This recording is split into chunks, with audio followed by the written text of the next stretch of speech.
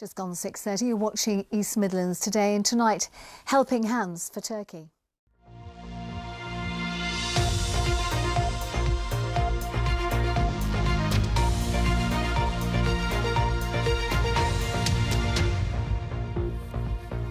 Hello there, good evening. Welcome to Tuesday's programme with me, Anne Davis. Well, first tonight, communities are already pulling together here in the East Midlands to try and help the victims of the massive earthquakes in Turkey and Syria.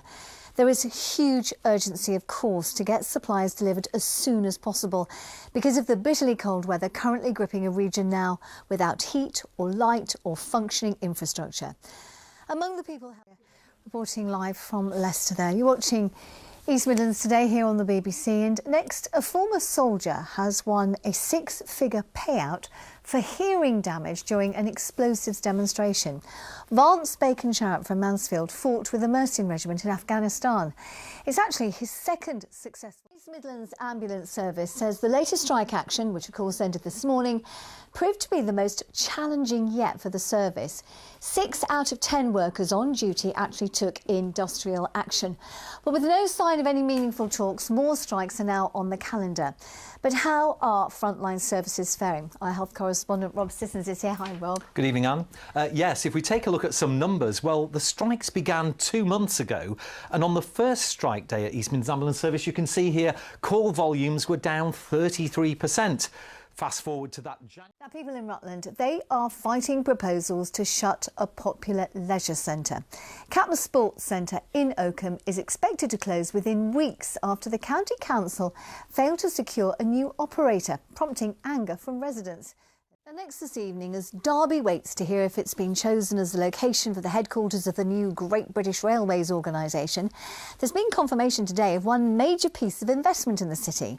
The train builder Alstom officially opened its new multi-million-pound apprentice training academy.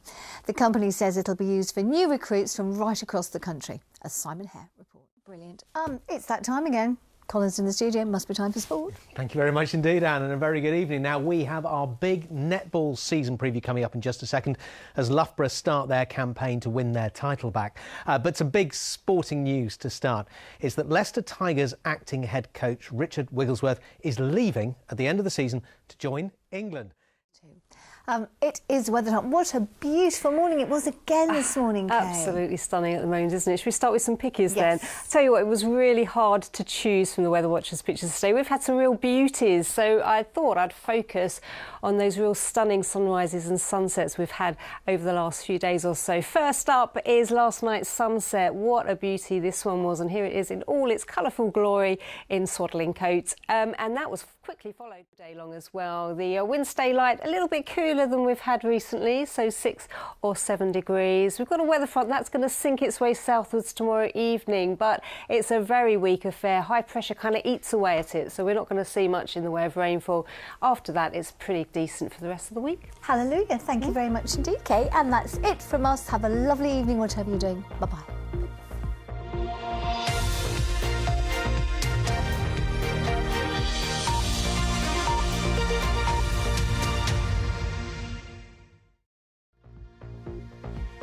Now the news for the East Midlands. I'm Anne Davis. Good afternoon. Well, first this lunchtime. A former soldier has won a 6-figure payout for hearing damage during an explosives demonstration. Vance Bacon-Sharrett from Mansfield fought with the Mercian Regiment in Afghanistan. It is his second successful legal battle against